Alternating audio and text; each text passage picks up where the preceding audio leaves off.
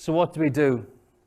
So I sat down in the physio room and we had a conversation about, I told him how I felt about things. Phil said to me how he felt about things, and he was fed up of treating people for back injuries. And was it something that we could actually manage? So we set about putting together a process to impact this problem. The funny thing about the process is the first stage is very much based on evidence. Like, we had this data to kind of say, yeah, we have a problem. But the more we went through each stage of the process, the more it seemed to rely less on evidence and actually more about what we were thinking and what we were feeling, and our knowledge, particularly Phil's knowledge, because he'd been in cycling for 6 years, of what was happening. So the first stage, so this was our process. So we had to come up with some ideas about why things were happening, and then how we're going to impact these, and then implementation. Implementation is actually really difficult, particularly in our environment. So the first stage is the working hypothesis. We had to come up with some ideas why we thought things were happening to then target our strategies to that. They were often caffeine fueled and late at night as well, which may explain some of the weird ramblings that come later. Okay, so the first part of it was spinal control into extension. So our cyclists spend a hell of a lot of time in a flex position on a bike. Even the track sprinters do road rides which last up to 3 or 4 hours long, and then they may do efforts on track. The actual road cyclists spend a hell of a lot longer than that. Some of their rides will be up to 6 hours in flexion. So the first part of it was kind of, we know they're spending this amount of time in there, so they're probably getting some adaptations that are fundamentally different to what we're asking them to do in the gym. So they're spending all this time in flexion on the bike, and then we're asking them to basically control a gross extension movement with weight on their back.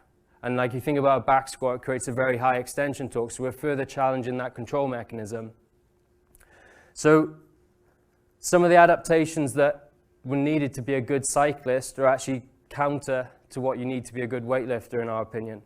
Some of these, for example, are shortening and weakening the hip flexors, so particularly the psoas. So a mistaken sort of thing about cycling is that there's an active upstroke.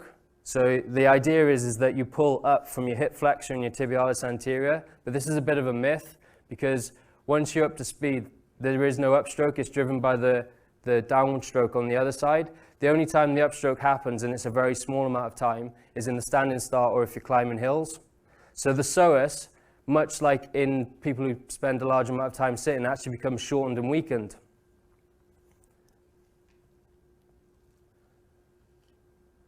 And obviously psoas is involved in helping stabilize the spine as well, so that obviously feeds into this. Other things that could be happening, but we couldn't find much evidence for, were lengthening and weakening of the whole erector mechanism, which again then reduces spinal stability.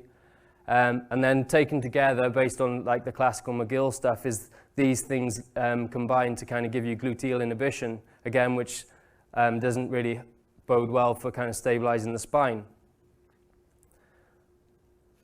But with all that in mind, you'd think, well, why'd you bother training extension, particularly whole body gross extension movements? But these exercises, when you think about the demands of cycling, so cycling is all about how much power you can produce. The power in cycling is produced from the segment there to there.